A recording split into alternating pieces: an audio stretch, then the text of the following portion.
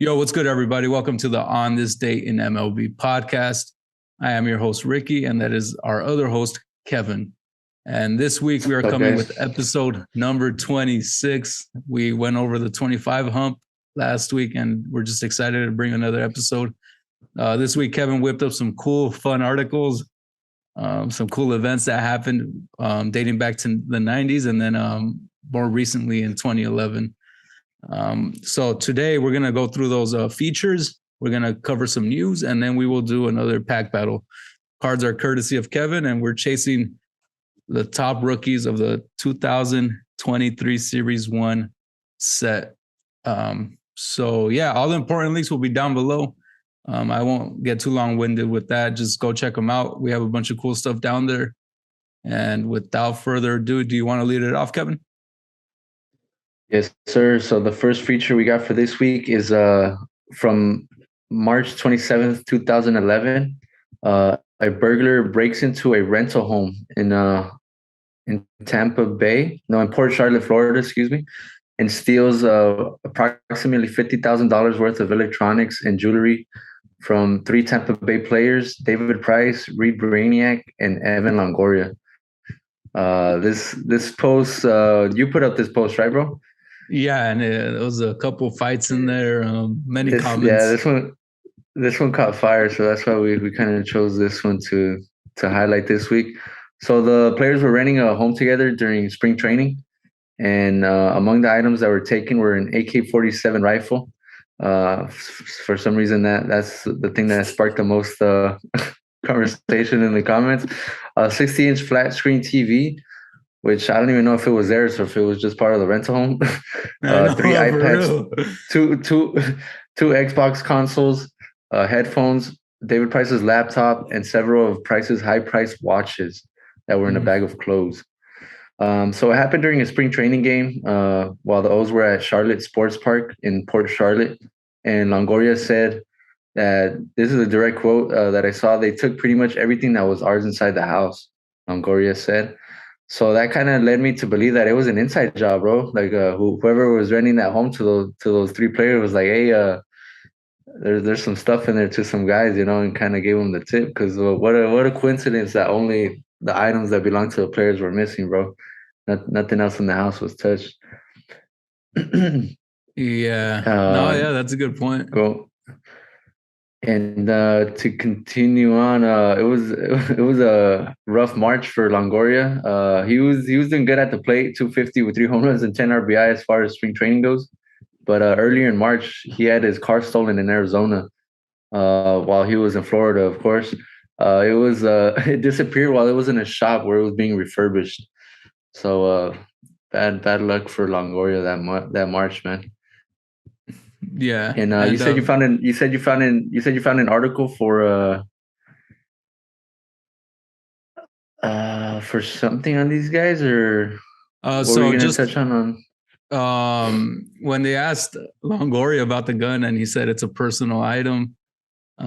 Longoria would go on to say, this is hopefully just a one-day thing where we talk about this and leave it behind us, because obviously, like, even the media probably ate it up. Like an AK-47, that's pretty, but it's our right as Americans to own firearms, bro. I know it's a touchy subject because of what happens, with these mass shootings, but I mean, he's not a crazy guy, bro. He just owns a gun.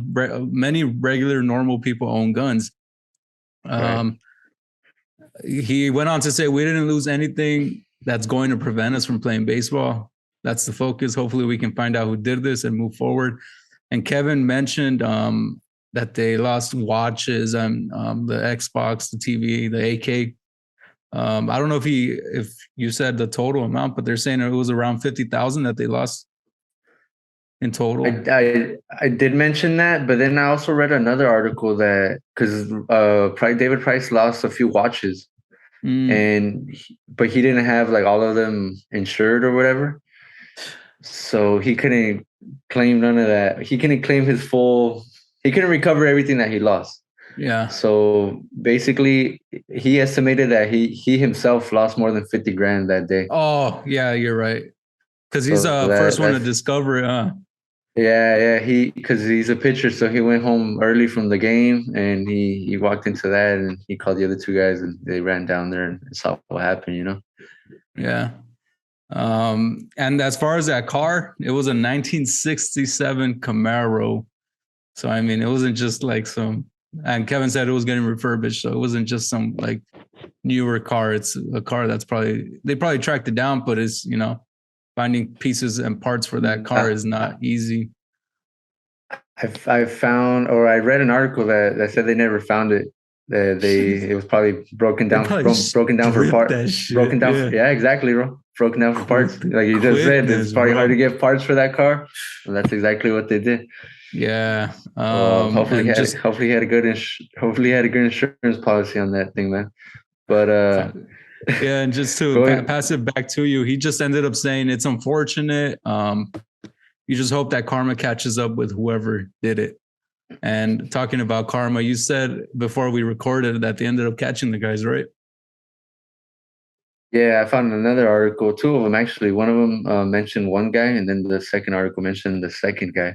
So they arrested a 22-year-old Stephen Charles Vaughn while he was being held on unrelated charges down at the county jail. So they went ahead and threw some more charges at him while they had him. They charged him with armed burglary. I don't know how they knew he was armed or whatever, but of an unoccupied dwelling, grand theft, and dealing in stolen property. And they also arrested David Kimo Rufino. Don't have an H for that guy. But I found a third article, which is probably not true at all. But I'll throw it at you just to get your reaction. The two guys they arrested, they said that among the things they took was a little mason jar of marijuana, cannabis. What? And yeah, bro. So they kind of, obviously you can't.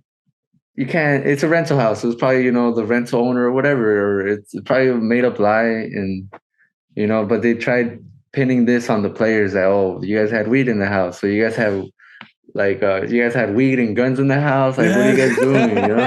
It's like they're rolling blunts with the AK right there on the table. Bro.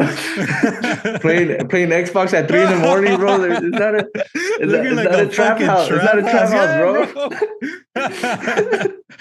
Oh shit! I thought that article was funny, bro. I didn't pay too much attention to that one, but it got a laugh out of me, bro. I could see Evan Longoria rolling up a blunt while good stuff, bro. That was just funny, bro. But as far as money goes, bro, I thought it was funny how well, not funny. I thought it was kind of sad how Price got the short end of the stick. But I looked up how much money these guys had made up to that point, up to the break-in, and Longoria had already made $2 million. Price was over $2 million. But Brainiac was only at $425,000 made. So he's the one who probably was stressing out the most. The other tag guys were probably like, whatever, whatever, dude. I'm buying another watch. This was like, exactly. Oh shit, dude, I gotta buy another TV, bro. Yeah, damn, yeah, bro. Dude. We're gonna get a 40-inch this time. Yeah, bro. Yeah. So that's crazy, dude. That's all I got. That's all I got on that one, bro. I love that you dug that deep, bro, and you found that little article, even if it's not true. You probably had some blunts, the AK right there with some magazines, the bullets all out. Fuck, man. Yeah, bro. Like, this is just it's so unique, bro. And it's crazy where people jump to assumptions like that, right? Yeah, and real quick, now I just got what I was gonna say earlier. You know how you said that one of the guys was already held and he was being charged with something else? It's crazy how like some of these criminals like end up like they end up getting caught, bro, like for other stupid reasons. Like you think like he just burglarized the house and you think he'd be laying low, and we don't know what he got picked up for or whatever. Or did you mention that? No, I didn't. No, yeah. So like just real quick, like an example, I was watching a video today and it was like from a YouTube channel. Like it's called like it's like basically footages of like cop cams, right? And like different shit that they deal Okay. with. And this one, bro, was some guy. He called the cops. He was at McDonald's. He called the cops because his food was cold, right? And so he was all pissed off with the owner of the restaurant. And it was a McDonald's restaurants. They're owned by different people, right? So basically, like Yeah, he called the cops. franchises, yeah. Yeah. So he called the cops or whatever. The cops get there, they investigate. Obviously, they're gonna run his name. He doesn't have his ID. Bro, he was on the run for a murder charge. And this fucking guy Wow. called the cops because And he of called some the cops. price. Yeah. Stupid, bro. Like, I mean, do you go it's just like, what, bro? Not only did you leave your house to go to McDonald's, you call the cops, bro. Cook up some eggs in your house or something, bro. Goddamn. Yes. Lay on the low if you're running from a murder charge, bro. It's just so that's what I thought about immediately when you told me that they already had the other guy on some other shit. It's like, damn, dude. But I mean, hey, that's a different lifestyle, bro. I mean, do you want to get us into the next one, bro? Yeah, bro. Let's get into this next one. This one, I chose it because I really didn't know this is how his career ended. But let's get into it, bro. This is from March 28th, 1996. This is from spring training. Kirby Puckett, the Minnesota great, he gets taken to the hospital after he wakes up with his vision being threatened by a black dot in the center of his eye. So that morning, basically every morning in spring training, he would drive his rented Cadillac and pick up two young pitchers, Eddie Guardado and Pat Mahomes. He'd pick them up and go to McDonald's, get 150 egg McMuffins for everybody in the clubhouse. Damn. And he was that dude, Kirby Puckett. But that day, he once he picked up Mahomes and Guardado, he was like, "Hey, can one of you guys drive? I can't see anything out of my right eye." So the Twins would rush Puckett to Baltimore to see a specialist at Johns Hopkins Hospital. And after some tests, he was diagnosed with 2200 vision. I had no idea what that was, bro, until I looked it up. So basically, it's what a normal person would see from 20 feet. Oh, no, from 200 feet. What a normal person with normal vision sees from 200 feet, Kirby Puckett would have to be 20 feet in distance to be able to see what a normal person sees at 200 feet. So Damn. that's just how it kind of distorted it was, because it was a black dot in the center of his eye, so he couldn't see anything in the middle. He just saw like the peripheral out of it.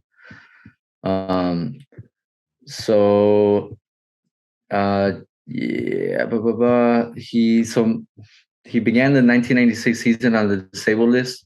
He would go on to have 3 procedures on his eye, and he would be forced into retirement on July 12th after the glaucoma left him essentially legally blind in one eye. And I had no idea his career ended like this, bro. Did you know that?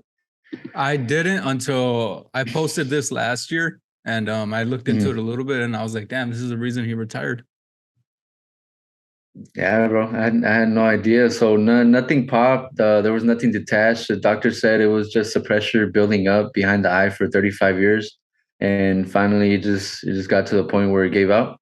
Puckett actually got 2 singles off of the great Greg Maddux in a spring training game on March 27th. So he was there, He actually went out his last season in 90, what was it? 95. Excuse me. He had a slash line of 314, 379, and 515. So he was still producing, bro. Yeah. And he was only 36 on March 14th. He turned 36 on March 14th. So he was set up to spend the second half of his career chasing those 3,000 hits, right? Yeah, bro. It's sad stuff, bro, that his career ended like that. And 5'8", 170, I believe he was listed at 178. Like, just incredible baseball player. And like Kevin said, it ended his career. You fast forward to July 13th. That's when he I believe he ended up actually having the press conference about his retirement. And Kevin said, Right. you said 3, right, brother? From this article, bro, I'm reading it was 4th. It was after the 4th procedure. Really? Yeah. So Well, I only saw 3, bro. But okay. no, yeah, it says after the 4th procedure performed by Dr. Bert Glasser since April 17th. So either 3 or 4, whatever Kevin and I said. He stated that it was no longer like fixable. It would not, his vision would not return. And so 6 hours later, after that final surgery, his vision got worse. Kevin had mentioned 2,200. At this point, it was at 2,400. So I don't know how percentage wise how much that is, but that goes crazy. And this is what he said in a press conference. He said, "Fuck it." He said, "The world is not over. Baseball has been a great part of my life. Now I have to close this chapter and go on with the part 2 of my life. I don't take it for granted. Tomorrow is not promised to any of us, so enjoy yourself." And as far as the doctor, he said there's very little, if any, blood supply nourishing the retina, and sadly, no further treatment is available. And he basically said the retina will not recover.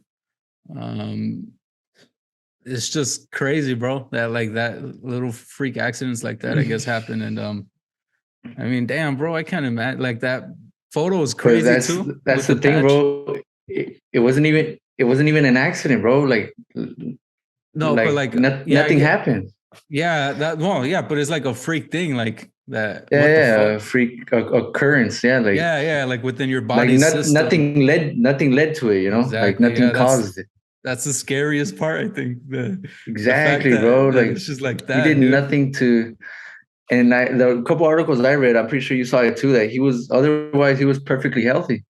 Nothing was wrong with him. And I don't know if you saw this too. So he started the 1996 season on the DL, right? That was his first trip on the disabled list. Wow. Damn, bro, that's a gem. I didn't even know that. Bro, 12 years, not a single day on the disabled list, bro. He could have played for 10 more years, bro. He could play for 22 years. Or maybe not 10 more years to 46, right? But at least 5. Yeah, at least another 5. At least he would have got those 3. He would have got those 3,000 hits, bro. His WAR probably would have been up to like 65. You know, probably helps. It probably helps gets the Twins another ring. You know, because in '96, yeah, was it in '96? They Chuck Knobloch and Paul Molitor hit 341. Cordova was Rookie of the Year. Puckett could have put up like 140 RBIs that year, bro. Yeah.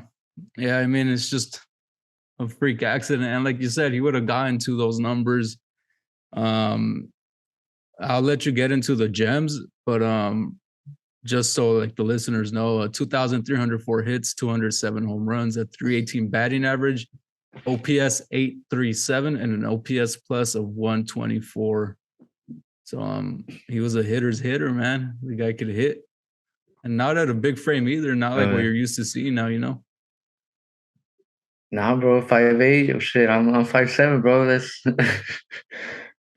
That's you know, inspiration for all the regular size folk out here, man. Yeah, bro. But let me run off some stats for you, bro, or some nuggets for you. Second fastest player to reach 2,000 hits.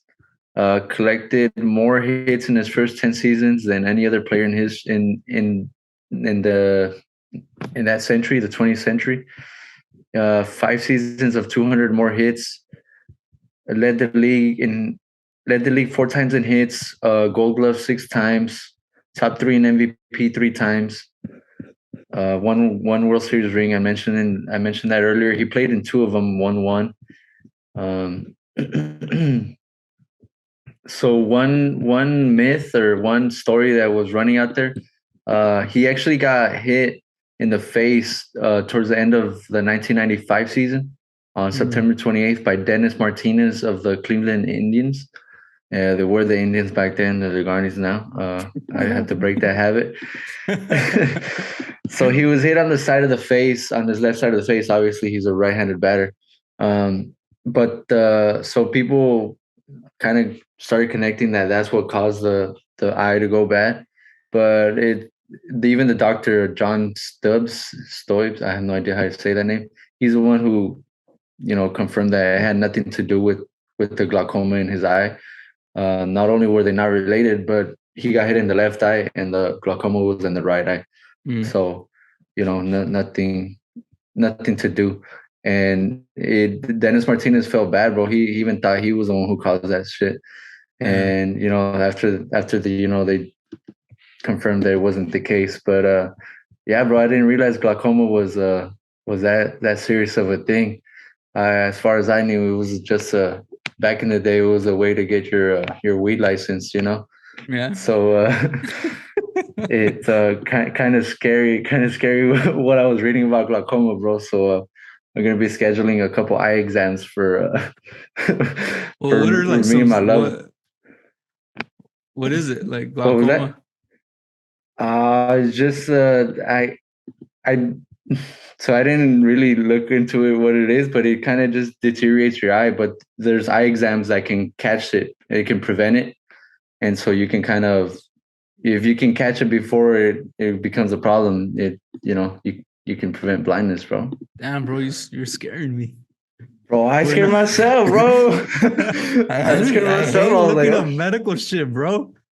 Yeah, bro. But like, imagine your eye, bro. Like, imagine, like, close your left eye, and or close your right eye, and try to do anything, or try to hit a fastball. And a few articles. Go ahead. Mm-hmm. No, go ahead, brother. Go ahead.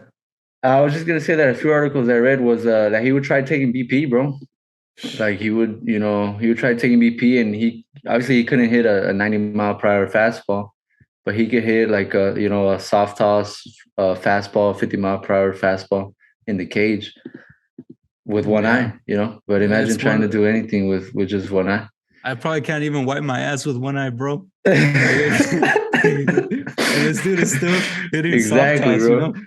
But it's just one of those things, bro, that like it makes you stop and be thankful for like the health, the general health that we got, bro. Because just like when last time, bro, when you whipped up that great feature with Campanella, Roy Campanera's, huh? Campanella. Yeah, how he just lost his ability to walk from some freaking car accident, bro. Exactly, bro.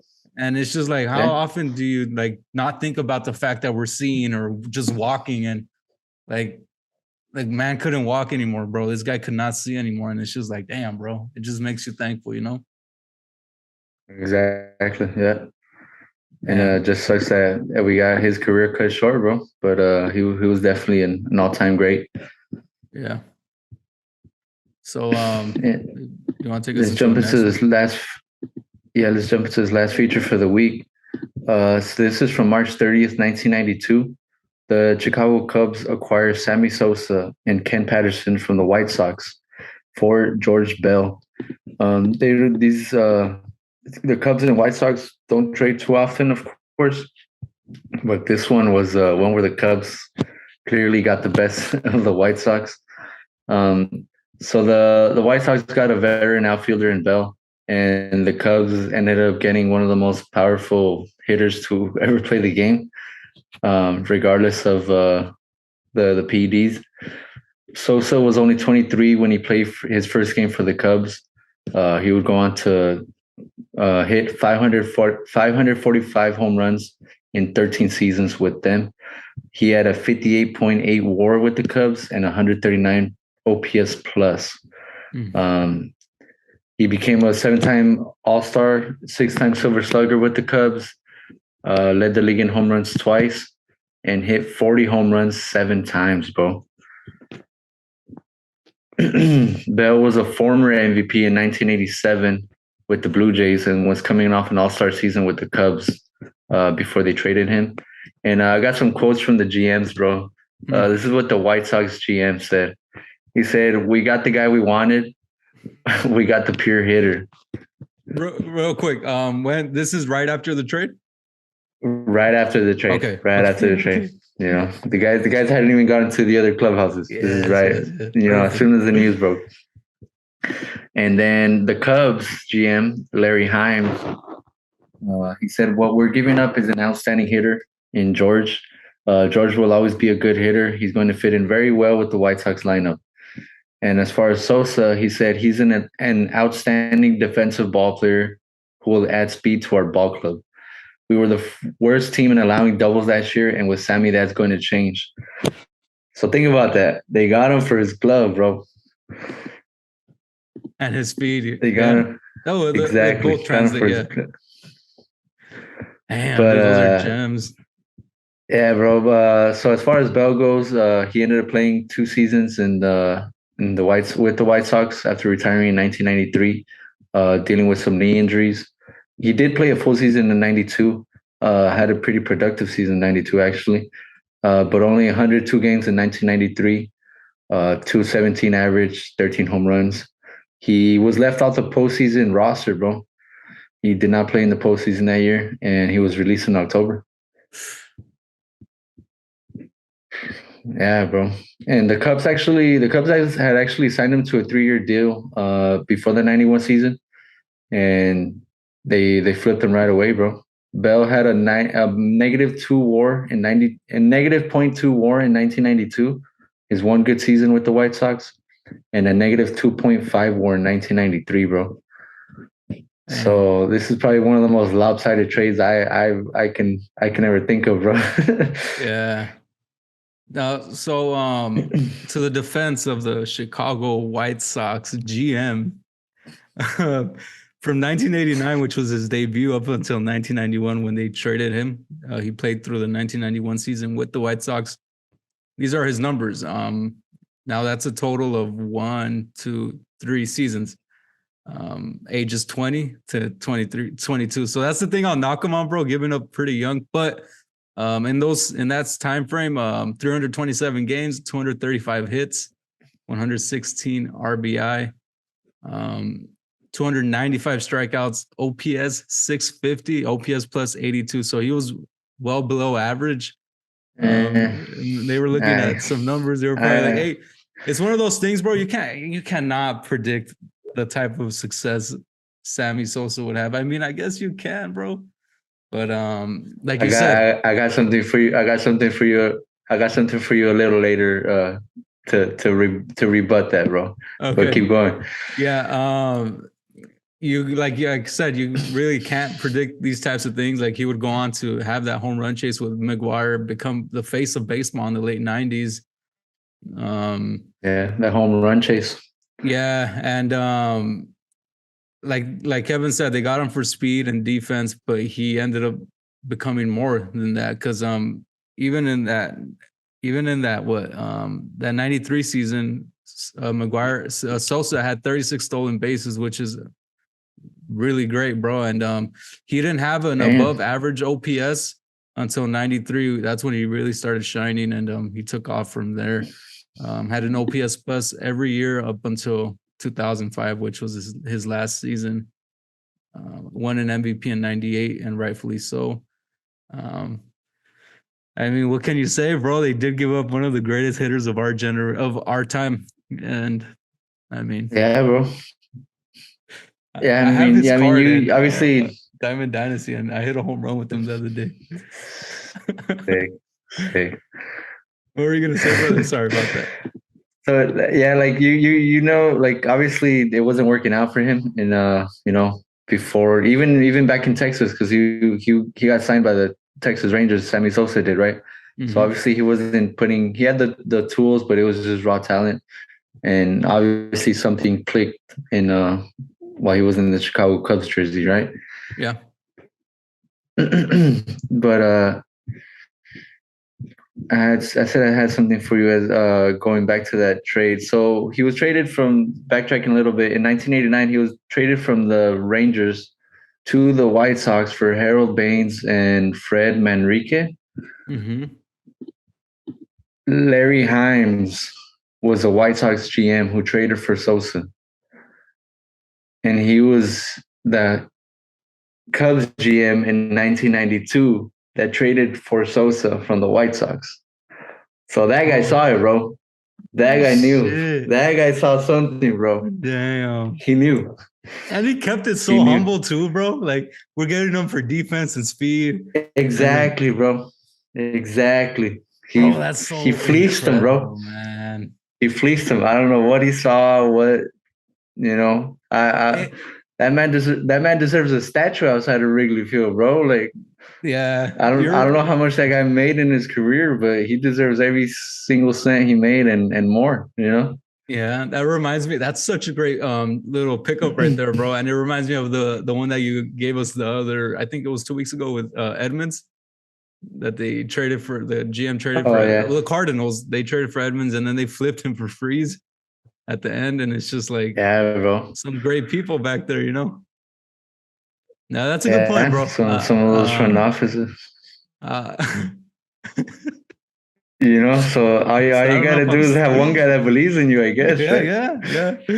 Yeah. And we talked about it before we started recording, bro. You had said that you found out a quote from Frank Thomas, and he explained a little bit about why they traded him. Another reason why. That's right.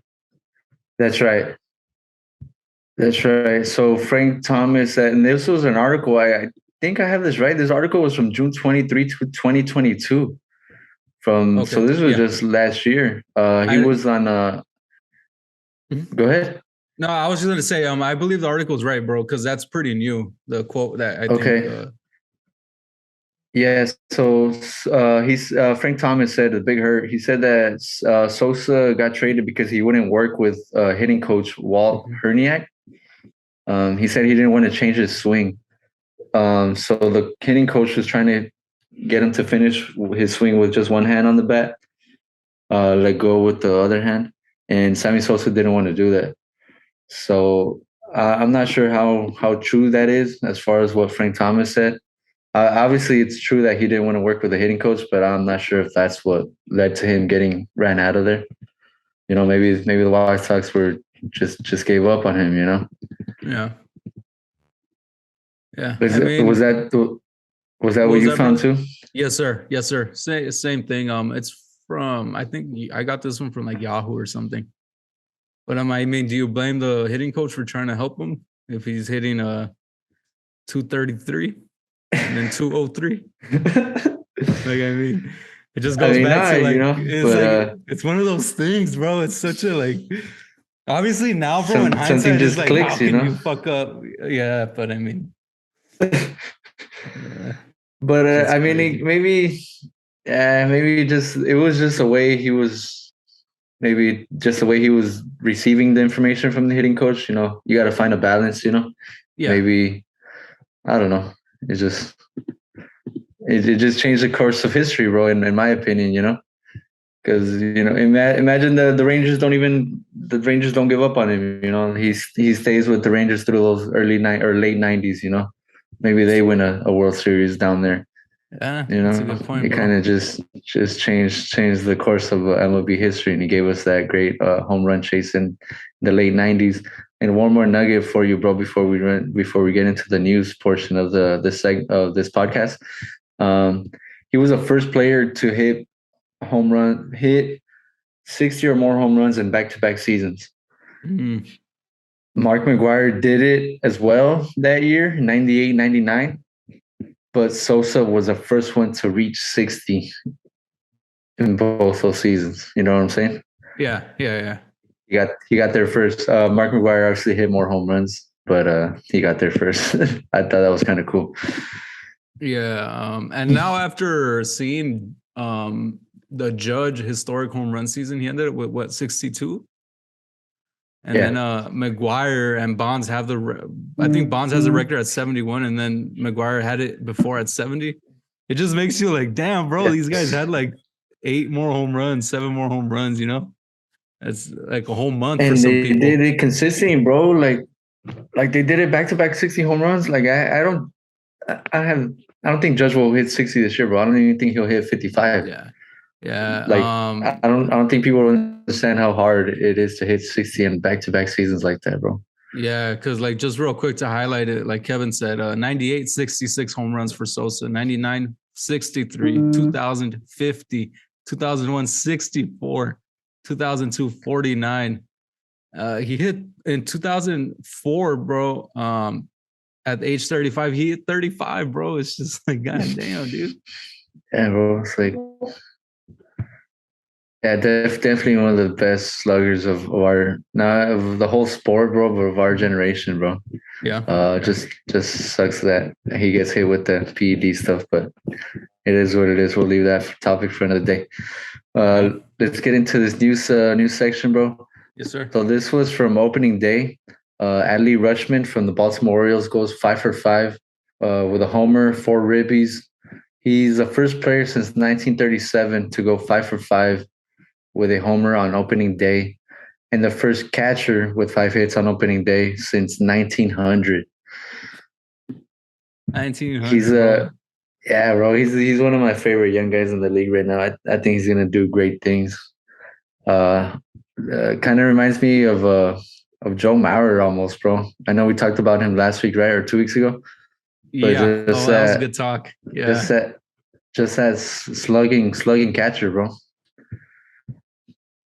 You know. And that, can you repeat that 1900 stat, bro? Because I have one right here. I don't know if I could play off of it. So he was first player since 1937 to go 5 for 5 or better with a home run on opening day, and the first catcher with 5 hits on opening day since 1900. Okay. Yeah. So as far as catchers, bro, the only other catchers to reach. So obviously that includes like a walk or whatever, but this man was hitting. 5 or more times were Yogi Berra in 56 and Todd Hundley 95 and Veritek, who we talked about too. We're becoming a catchers podcast, huh, bro? Little by little. Because we had a good ass talk about Veritek too, bro. That's true. And Mauer too, that's right. Yeah, bro. I'll try to include a catcher next week, bro. Yeah, and he also at 25 years old, 52 days old, he became the youngest Orioles player since, can you guess? Orioles catcher, Weeders? The youngest Orioles player to homer on opening day since 2010. And this player was 24 years old. Can you take a wild guess? 2010. That's not Matt Weeders, is it? No. Outfield. 2010. Think of some of like the better outfielders that they've had. Marquez? No. You want me to give it to you? Yeah. One more. Center field. Oh, Adam Jones. Yeah, Adam Jones did it in 2010 at 24 years old. It's crazy to think, bro, that I think Jones is retired, right? Yeah, bro, he's not in the league anymore. And he was like one of my favorite players to watch, bro. Yeah, bro, he was legit. But last game 2019. Damn, time flies, bro. As a member of the Arizona Diamondbacks, who would have thought? I can't even picture him in an Arizona Diamondback jersey, bro. Yeah, you know what's funny, bro? That right now we're talking. It's funny that we're talking about because the thing about baseball, I know we're kind of pushing the 38-minute mark, but with baseball, bro, it's how we have this like, this player hasn't done this since 1900.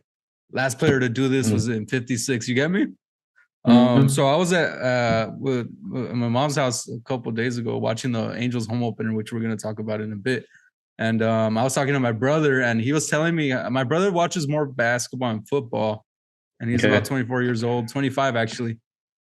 And he was telling me how with basketball now they're doing like stats kind of like that. Oh, first player with 24 assists through like this, and he was telling me he doesn't like that. And I was like, bro, baseball's built on that shit, dude. Like. The history, yeah. We love that shit, bro. And it's crazy to think, bro, that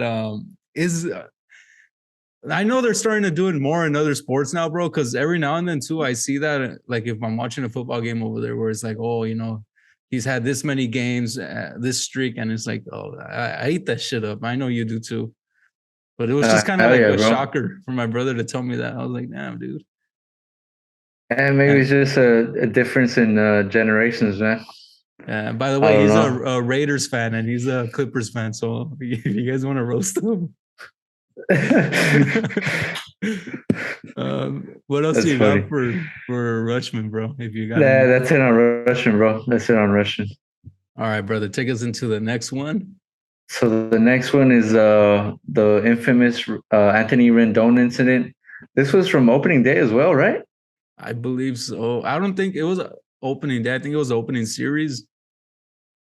Okay, regardless, it happened. I'm pretty sure everybody in the universe has seen this video already, with Rendon grabbing the fan as they're walking out towards the clubhouses. And Uh-huh. I just kind of wanted to get your thoughts on it real quick, bro. Just because at first, in my opinion, I was like, Rendon, what the hell are you doing, bro? Like, why are you putting yourself in that situation? You should know better. Like, I was on the fan side at first, but then after thinking about it and really looking at it, I'm kind of on the player side, bro. I don't know what you think. No, I'm with you, bro. And just to clear that up, it happened on I think it was it was on Thursday, bro. You called it. Because Opening he day. was in a meeting, he was in a press conference not press conference, but he was getting questioned on Saturday about it. What do I think about it, Okay. bro? I think there's some punk ass motherfuckers out there that they talk like if nothing's Exactly. gonna happen, bro. And I'm not with that shit. Exactly. Exactly. Yeah. I Yeah. obviously like we're gonna be like, hey, bro, like Rendon, you're a millionaire, you're playing baseball for a living. It's like be the bigger man. But they're people too, bro. And sometimes people gotta get punched in the Yeah. face, They're bro. humans, Like bro. it just is what it is, bro. Exactly. Yeah. And yeah, I'm on Sometimes you got to the get checked. yeah, bro. And I'm on the player side, bro. But at the end of the day, dude, I just want like just like do the right thing, I guess. But fuck, everybody loses control sometimes, bro. Sometimes I heard this quote, bro, that a lot of obviously this is not that extreme, but a lot of the people in prison, bro, are people that couldn't control their emotions, like for stupid rash Right. reasons that they split second decisions, bro, that they ended up like. So it's just about controlling your emotions, I guess, bro. But bro, like you don't call another man a bitch. That too, but at the same time, exactly, the fan created that situation, like you Yeah, you dude. can't you can't act like a clown and expect no repercussions. Yeah, bro. And especially where you and I, like the way we were raised, bro, is like you don't call another man a bitch and then not expect anything to happen, bro. Like that's And one not of the expect most, nothing to happen, bro. yeah, that's Exactly. one of the most disrespectful things you can do or say to another man. And it just goes to show, bro, what kind of person the fan is, bro. And he's like, some people are just spineless and they just they think they can get away with anything, bro. That's what I think, bro. And hey, maybe Yeah, this guy bro. might watch this video, bro. But la verga, bro. I don't care. Like you can't. Yeah, man. Don't be doing that shit, man. Yeah, dude. Like have some fucking respect, But bro. exactly, man. They're not fucking zoo animals, and even zoo animals shouldn't be fucking treated like that. Like, come on, man. Yeah. You wouldn't want to be treated like that, right? Mm-mm. But I did see that the two did have a phone conversation. They both apologized to each other. Made their peace with it. Oh Um, shit. he got his 5-game suspension down to 4, and he started serving it Monday night. So I think today's his last day. If the Angels are indeed playing today, so he'll be ready to go this weekend, bro. Yeah. I hope, man. I hope Rendon has a good season. Obviously, that's a little bit off subject, but I know he's kind of been injured and all that shit. And I think he's a Latino descent, like Mexican, if I'm not mistaken, bro. I think he was born in Texas. I know he played in Rice. So remember when he got drafted. But I just hope he has a good season, bro. Yeah, me too, man. And I remember obviously he MLB has to ripped. do something. Sorry about that, bro. Don't mean to cut you off. Nah, I was just gonna say I hope he bounces back after those solid years he had in Washington. Yeah, yeah. So yeah, to all the younger kids out there, respect everybody, bro. Like, don't let yourself get punked, but just walk around and just give people the most basic line of respect, bro. Like, don't talk to people the way you want to be Exactly, talked to. And as far as games goes, like you can boo, you paid your price for your ticket. You can boo, you can cheer, you can do whatever you want, but in a respectful way. Yeah, bro. But let's enough of Anthony Rendon, bro. Let's get into these. We got a new segment this week. We got must watch videos. We got the Dodger fan proposal. Pretty sure everyone has seen that one as well. Yeah. But just for those who haven't, this guy Ricardo Juarez, your tocayo. For all those out there, tocayo just means that somebody has the same name as you. Yeah. And my boy Ricardo here, this guy has the same name as his. Hopefully you're not as stupid as this guy, bro. But Ricardo Juarez of Riverside, the Inland Empire. Oh, that's why, bro. That's why. He's from the IE, bro.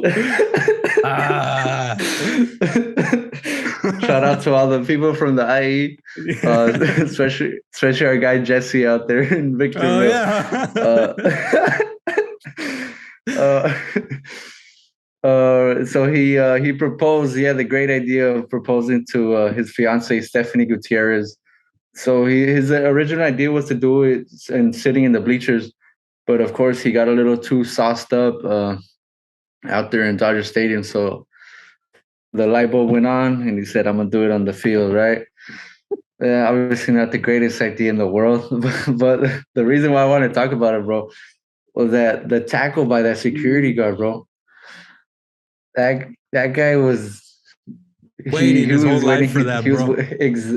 You took the words out of my mouth, bro. The exact words. That dude probably was living for that day, bro.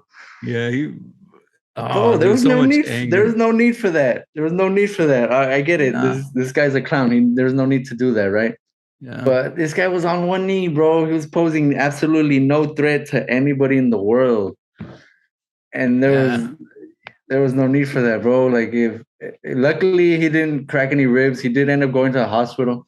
He got a doctor's note that kept him out of work for 4 days. But bro, he could have broken some ribs. I would have sued the hell out of that security guard if I would have got some broken ribs. Obviously, I wouldn't put myself in that situation. I'm not that dumb. But yeah, bro, that security guard takes his job a little too serious, man. Yeah, bro. Definitely waiting for that moment as soon as he got hired. Probably mad as fuck that day, bro. I don't know, bro. It's just crazy, bro. Just having a bad day, huh? I wonder, like, if dude, like, what happened? Like, what takes over somebody, bro? Like, for him to just, I don't know, bro. The man was, like you said, in the most like defenseless position, bro, on one knee. Like, exactly, bro. Leveled. You just got to walk up to him. I mean, I don't know, man. It's just, it was a video to watch, though. Exactly, bro. Gave something to talk about, right? Probably that guy get a contract in the XFL league going around right now or something, bro. Damn. But yeah, bro. Just wanted to touch on that real quick, and then the last video we got for this week before we get into this card battle real quick is the Hunter Renfroe catch, bro. You said you saw this catch live, right? Yeah, I was watching the game with my grandpa. You want to pull it up real quick, bro? Yes, sir. 1 second. Get that dragged over here. Stupid ass catch, dude. Shit's fucking crazy. All right, I got it ready. All right, 3, 2, 1. It's a close game too at that.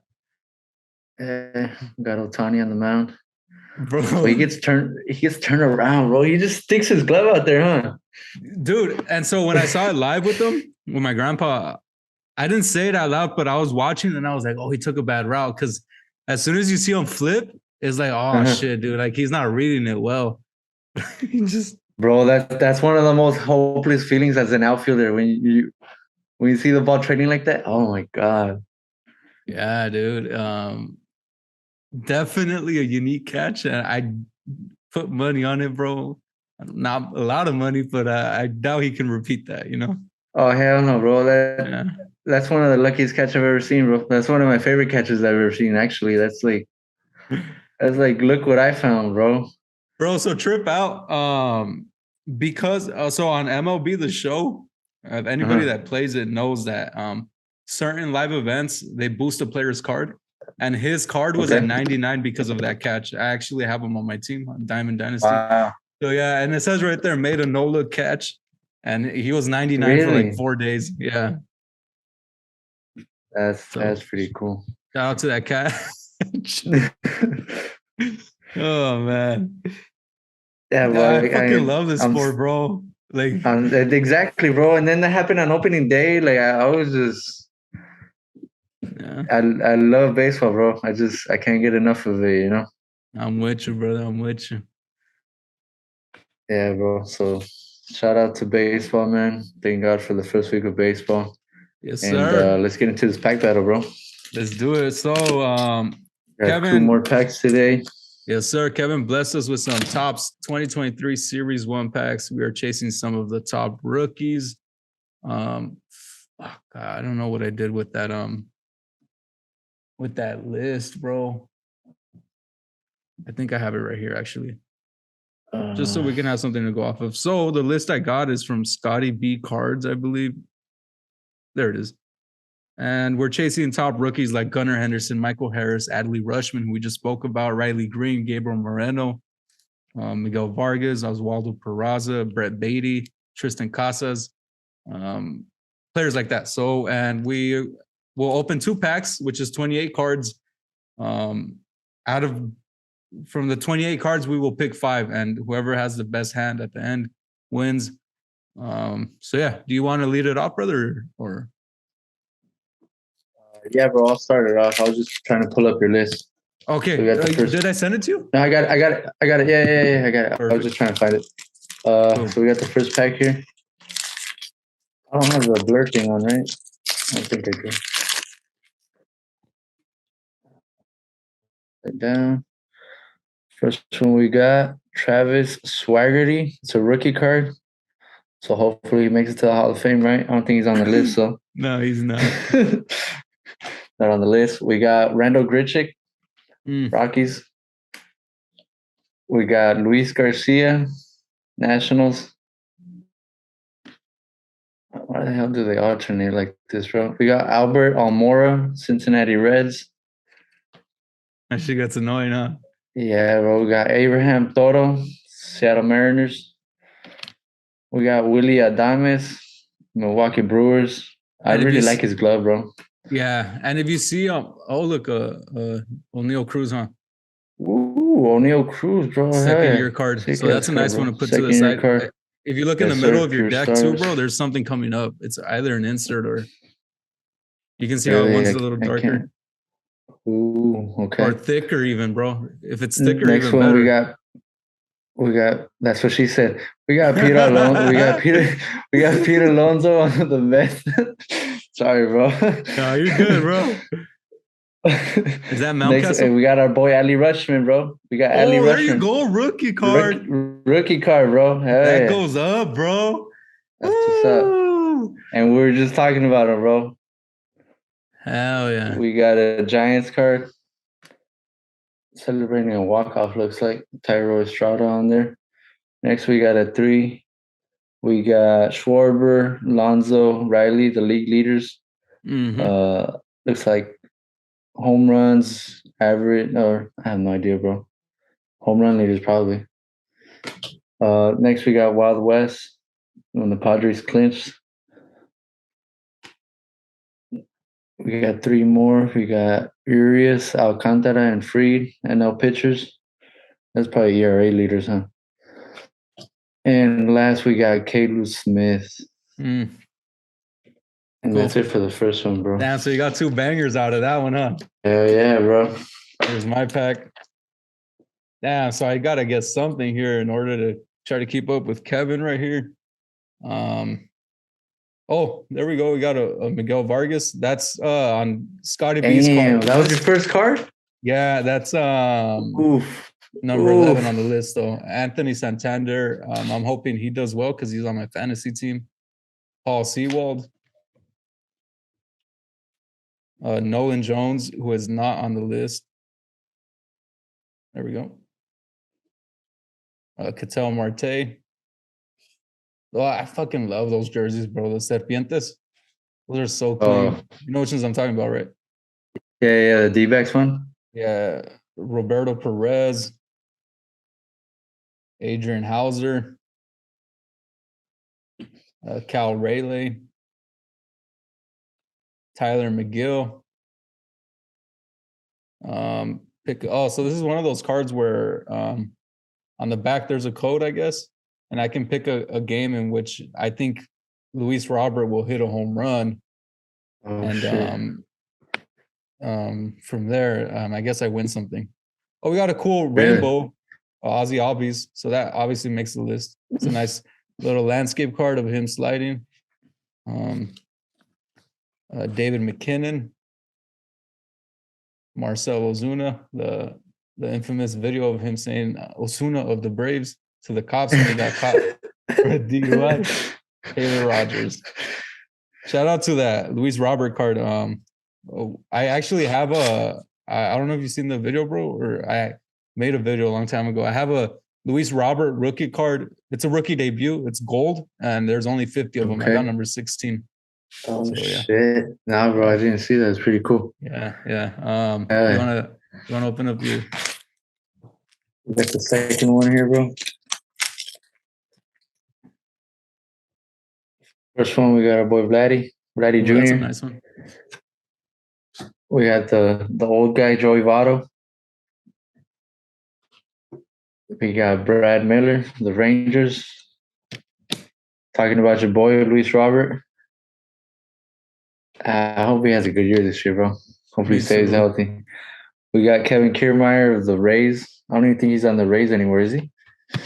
I don't. Yeah, I think so. I think he's just hurt. Really? We got Aaron Judge. Talking about earlier today. The captain. We got Ivan Herrera, rookie card. Is he on there? No, doesn't look like it. We got Seth Brown of the A's. We have Buddy Kennedy, another rookie card. I don't think he's on there either, though. No, sir. Next, we got to look at this, bro. Got a rookie Henderson card. This one's dope. That's a cool one. That one's dope. Yeah, that makes the pile for sure. Next, we got Ryan McMahon, the Rockies. Next, we got the AL Cy Young leaders. ERA leaders, my bad. Verlander, Cease, and Manoa. And lastly, we got two more. We got the Red Sox. And lastly, we got Marcus Wilson, rookie card of the Mariners. He on there? Oof, no dice. So we got more rookie cards this week. Yeah. So you not too many on the list. I got my pack right here. Hopefully, I can get one to trump that dope Adley Rushman. So I got Josiah Gray, second year card. Dylan Cease. Nice. Shane McClanahan, who is a killer in fantasy baseball. Yeah. Ian Happ. Giovanni Gallegos. He gave up the winning hit to the Japan team, bro. Tanner Rainey. Bobby Witt Jr., I'll take that for sure. That's clean. So that's going to the good pile right there. Still can't beat Kevin, though. I need a top rookie. Brad Keller. Oh, shit. Josh Young, 1988 design. I heard it's pronounced Young, bro. Young? Okay, I said it right the first time. Jazz Chisholm Jr., Baltimore Orioles team card celebrating CJ Abrams. That's a cool card, second year card. So that goes into my pile. And Mitch Haniger. So it's safe to say I think you won that one, bro. That guy Adley. But you got Miguel Vargas, no? He's number 11 on the list. Yeah. So I got Miguel Vargas. That's I would say my number one card. Then second card is CJ Abrams Futures, and then Bobby Witt, and then the cool little rainbow refractor or whatever, rainbow foil, I believe, and Josiah Gray. That's who. And then who do you got, brother? I got my boy Adley Rushman. That's a clean rookie card. Sick ass card, bro. I'm gonna have to put this in the sleeve real quick. Oh yeah. And we got the old timer Ricky Henderson. Mm. And then we got O'Neal Cruz, up and coming superstar in the league. We got my boy Pete Alonso dropping bombs on your moms. And then the captain Aaron Judge, bro. Clean. So you win that one. Finally. Finally got on the win. Finally got on the win column, bro. Shit. I was getting your ass. Fuck, dude, I'm trying to find that fucking card for you, dude, so I can show you. The Luis Robert. Yeah, dude, that shit is something else, bro. Did you redeem the thing online yet already? Yeah, or my so Kevin's talking of. I actually got I'll look for it some other time. I'll send you a picture. Oh, I'm stupid. It's right here. If you wanna No. So Kevin, sorry about that. I need to stop doing this. No, you're good. Kevin is talking about 2 years ago, I actually got a redemption card for I don't even have that shit here. My big ass desk I was telling you about it. Nothing. Fucking Austin. What's his name, bro? Hayes? No. Austin Martin, redemption card, first Bowman, auto. So that's cool. It's coming in next week. I got the email. That's right. Yeah. So yeah, that's cool. But yeah, bro, you won this one. Damn. I feel like my streak came to an end. So yeah, we'll leave you guys at that. We're at 60 minutes, so we want to let you guys go on with your day. You guys got this far. We can't say enough. We can't say it enough. Thank you. We appreciate you guys to the fullest. All the important stuff is down below. And if you have anything else to add, Kevin, we'll let them go. That's it, man. Cool. Let's go watch some baseball. Yes, sir. All right. We'll catch you guys next time. Peace.